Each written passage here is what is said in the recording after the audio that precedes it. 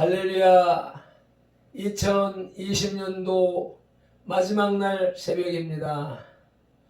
오늘도 변함없이 해는 떠오르고 어제의 해와 내일의 해가 다를 바가 없지만 우리 주님께서 인생들에게 지혜를 부어주셔서 이렇게 날과 달과 해를 정하게 하시고 그 해마다 때마다 행하는 일들을 구별하고 정리할 수 있도록, 그래서 기억할 수 있도록, 그래서 계획할 수 있도록 크신 은혜를 베풀어 주셨으니 감사합니다.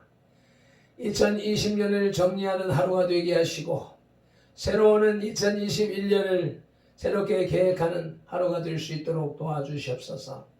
그 모든 일들이 주님 안에서 이루어지게 하여 주시옵소서. 오늘도 변함없이 새벽 예배로 주님의 전전으로 불러주셨사오니 주님이 받으시는 참된 예배로 나가게 하시고 우리의 심령이 주님만을 바라보는, 주님이 기뻐 받으시는 예배자가 되게 하여 주시옵소서. 예배의 시종, 하루 일과의 시종을 주님 앞에 맡기오며 우리 주 예수 그리스도 이름으로 기도드리옵나이다. 아멘. 사도신경 신앙 고백 드리겠습니다. 전능하사 천지를 만드신 하나님 아버지를 내가 믿사오며 그 외아들 우리 주 예수 그리스도를 믿사오니 이는 성령으로 잉태하사 동정녀 마리아에게 나시고 본디오 빌라도에게 고난을 받으사 십자가에 못 박혀 죽으시고 장사한 지 사흘 만에 죽은 자 가운데서 다시 살아나시며 하늘에 오르사 전능하신 하나님 우편에 앉아 계시다가 저리로서 산자와 죽은 자를 심판하러 오시리라. 성령을 믿사오며 거룩한 공회와 성도가 서로 교통하는 것과 죄를 사하여 주시는 것과 몸이 다시 사는 것과 영원히 사는 것을 믿사옵나이다. 아멘.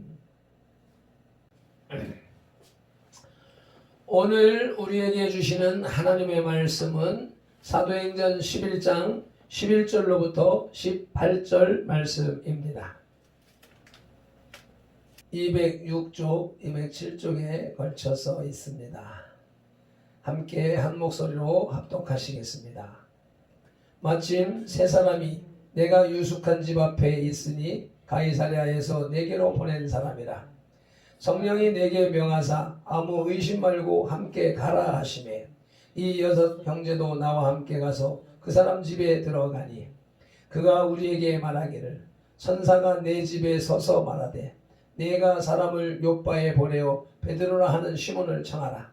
그가 너와 내 온 집이 구원받을 말씀을 내게 이르리라 함을 보았다 하거늘 내가 말을 시작할 때 성령이 그들에게 임하시기를 처음 우리에게 하신 것과 같이 하는지라. 내가 주의 말씀에 요한은 물로 세례를 베풀었으나 너희는 성령으로 세례를 받으리라 하신 것이 생각났노라. 그런즉 하나님이 우리가 주 예수 그리스도를 믿을 때에 주신 것과 같은 선물을 그들에게도 주셨으니 내가 누구이기에 하나님을 능히 맡겠느냐 하더라. 그들이 이 말을 듣고 잠잠하여 하나님께 영광을 돌려 이르되 그러면 하나님께서 이방인에게도 생명 얻는 회개를 주셨도다 하니라. 아멘. 찬송 올려드리시겠습니다.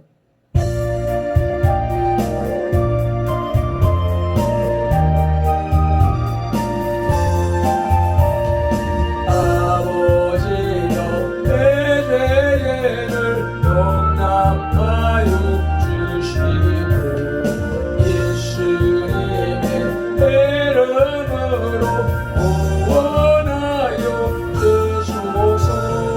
아버지를 떠나사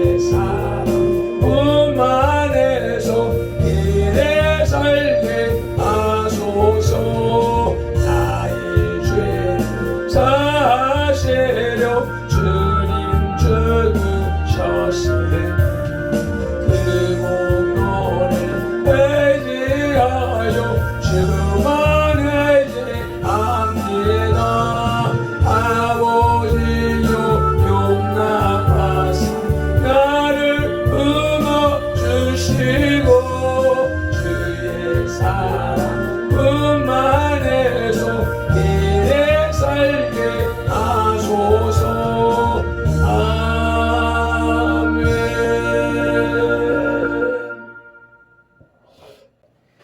이방인 고넬료가 사도 베드로에게 세례를 받고 하나님의 자녀가 된 사건은 유대인으로서 기독교인인 사람들에게는 충격적인 사건이었습니다. 왜냐하면 그들은 이방인이 기독교인이 되려면 먼저 할례를 받고 율법을 지켜야만 된다고 생각했기 때문입니다. 이 생각에는 유대인은 하나님의 택하심을 받은 백성이라는 특권의식이 매우 강하게 잠재되어 있습니다. 그래서 이들 유대인 기독교인들은 베드로의 행위에 대하여 의구심을 가졌을 뿐만 아니라 비난하기까지 이른 것입니다. 이 문제에 대하여 베드로는 예루살렘 교회로 올라가서 사도들과 믿음의 형제들에게 직접 자신이 고넬료를 만나 세례를 주게 된 계기를 설명해 주었습니다. 본문의 내용은 바로 베드로의 설명을 소개하고 있습니다. 이 내용에 보면 초대교회 선교에 있어서 매우 중요한 내용이 언급되고 있습니다. 즉 베드로의 행위는 성령님께서 직접 명령하셨기 때문에 가능했다는 내용인 것입니다. 성령님은 베드로로 하여금 이방인 고넬료와 함께하게 하셨고 그들에게 세례를 주도록 하셨다는 것입니다. 베드로의 설명을 들은 예루살렘 교회의 성도들은 새로운 깨달음을 얻었습니다. 이 깨달음은 이방인에 대한 선교의 정당성을 부여함과 동시에 선교의 사명을 부여하는 기폭제가 되었습니다. 예루살렘 성도들의 새로운 깨달음을 지어라마 비전하시겠습니다. 첫째로 예루살렘 교회 성도들의 깨달음은 성령님의 사역에 대한 새로운 이해였습니다. 초기 예루살렘 교회 성도들은 성령님에 대한 이해가 자신들, 즉 유대인들에게만 한정되어 역사하는 것으로 이해하고 있었습니다. 이들은 일찍이 예수님께로부터 이미 사도행전 1장 5절에서 성령으로 세례를 받을 것과 8절에서 성령이 임하면 권능을 받아 온 유대와 사마리아와 땅끝까지 이르러 복음을 전파할 것임을 약속받았었고 직접 성령님의 불세례까지 체험을 했었지만 모든 것들이 오직 택함을 받은 백성인 이스라엘 백성들에게만 한정된 것으로 생각했었습니다. 그런데 베드로는 자신이 이방인들과 함께하고 식사도 하며 세례를 베푼 행위가 성령님이 지시해서 한 행위임을 주장했던 것입니다. 12절이지요. 성령이 내게 명하사 아무 의심 말고 함께 가라 하심에 이 6 형제도 나와 함께 가서 그 사람의 집에 들어갔었다고 말합니다. 이러한 사실은 유대인 기독교도들에게는 충격적인 사실이었습니다. 아니 어쩌면 혁명적인 사실로 들렸는지도 모르겠습니다. 이제 사도들과 모든 기독교인들은 자신들의 생각을 바꾸어야만 했습니다. 또한 예수 그리스도의 초림이 인류를 구원하시기 위해 오신 것이며 성령님의 임재와 역사하심도 온 세계 인류 그 누구라도 그리스도를 믿기만 하면 똑같이 임재하시고 역사하심을 제3 인식하게 된 것입니다. 둘째로 초대교회의 성령님에 대한 새로운 깨달음은 큰 은혜를 주었습니다. 성령님의 역사하심에 대한 새로운 깨달음은 예루살렘 교회 성도들로 하여금 하나님께 대한 더 큰 믿음과 영광을 돌리게 했습니다. 본문 17절 하반절에 누구이기에 하나님을 능히 맡겠느냐는 말씀과 18절 상반절에 그들이 이 말을 듣고 잠잠하여 하나님께 영광을 돌려 이르되라는 말씀에서 성도들의 믿음의 전환을 발견할 수 있습니다. 여기에서 믿음의 전환이 갖는 의미는 매우 크다고 하겠습니다. 만약 성도들이 성령님의 역사에 대하여 믿지 않고 베드로의 말을 믿지 않았다면 예루살렘 교회는 파벌과 분쟁만 있었을 것입니다. 그러나 예루살렘 교회의 성도들은 베드로를 비난하고 불신했던 감정들을 다 털어버리고 화해를 했습니다. 성령님께서 베드로를 통하여 행하신 일로 하나님께 영광을 돌렸습니다. 이제 시기와 분쟁에서 화해와 협력으로 새로운 하나가 된 것입니다. 이러한 사실은 초기 예루살렘 교회에 더 큰 은혜와 축복이 되었습니다. 어제 정광훈 목사님께서 석방됨으로 인하여서 우리 대한민국도 한국교회도 이제 시기와 분쟁을 뛰어넘어서 화해와 협력으로 새롭게 출발할 수 있을 것 같습니다. 2021년에 하나님께서 주시는 커다란 선물이 되겠습니다. 세 번째로 말씀에 대한 새로운 깨달음은 복음 전파의 새로운 계기가 되었습니다. 하나님께 영광을 돌리고 그리스도 안에서 화평을 이루어 하나가 된 예루살렘 교회 성도들은 새로운 사명의 인식을 같이 하였습니다. 이 사명은 이방인에 대한 선교였습니다. 이방 지역에 대한 선교의 사명은 일찍이 그리스도께서 사도들과 성도들에게 주셨던 사명입니다. 그러나 이때까지 초대교회 성도들은 이 사명에 대하여 주저하고 있었습니다. 왜냐하면 유대인들의 율법에는 이방 지역과 이방인들은 우상 숭배와 무할례로 인하여서 사악하다고 인식하고 있었기 때문입니다. 그러나 성령님의 역사하심은 단숨에 성도들의 마음을 열어놓았습니다. 그 결과가 사도행전 11장 19절로부터 30절 말씀과 그 이후에 나타나고 있습니다. 여기에서는 초기 이방지역 선교의 교두부인 안디옥 교회가 설립되는 사건을 기록하고 있습니다.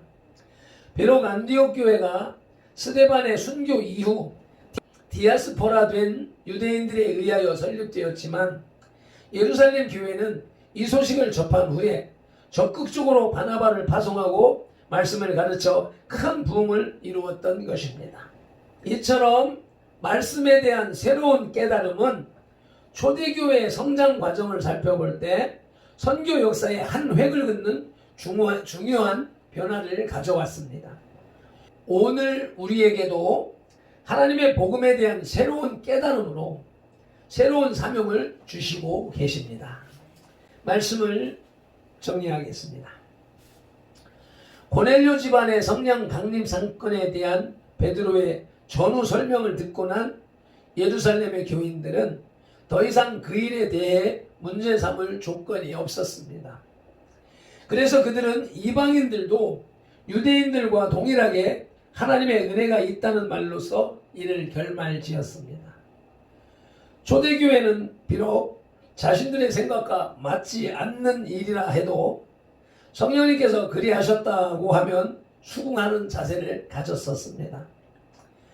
그러나 요즘 같으면 자신의 이성적 논리에 안 맞는 성령님의 역사는 심리적 현상이니 귀신의 소행이니 하며 논리적으로 거부하고 말 것입니다.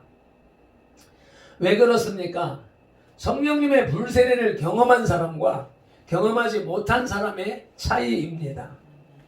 영적 오순절을 경험하고 정한 시간, 정한 장소, 정한 분량의 기도를 하면서 성령님과 교통하는 사람들은 다른 사람의 성령 체험을 인정하지만 기도하지 않는 사람은 성령님의 인도를 받지 못할 것이고 그런 사람은 다른 사람도 다 자기 같은 줄로 아는 것입니다. 베드로 사도의 선교 보고를 받은 예루살렘 교회는 더 깊은 성령님의 사역을 이해했습니다. 세계 선교의 비전이 활짝 열린 것입니다. 기도하시겠습니다. 2020년의 마지막 새벽입니다. 베드로 사도의 선교 보고를 받고 세계 선교의 꿈을 키우며 안디옥 교회를 세우는 초대 예루살렘 교회 성도들처럼 우리의 선돌교회도 이제까지 받은 꿈과 비전을 실현하는 2021년을 기대하게 하옵소서. 위하여서 더 깊이 기도하게 하시고 말씀이 그러한가 하여 날마다 성경을 상고함으로 새로운 깨달음이 날마다 더하게 하시고 찬양 중에 임하시는 성령님, 말씀 듣는 중에 임하시는 성령님, 기도 중에 응답하시는 성령님을 날마다 드리는 새벽 유튜브 예배와 저녁 예배에서 만나고 교제하고 교통하는 선돌교회 공동체가 되게 하옵소서. 베드로의 간증으로 예루살렘 교회가 은혜 받고 하나 되게 하신 예수님 이름으로 기도드리옵나이다. 아멘. 주님, 찬송 올려드리며 기도로 나가시겠습니다.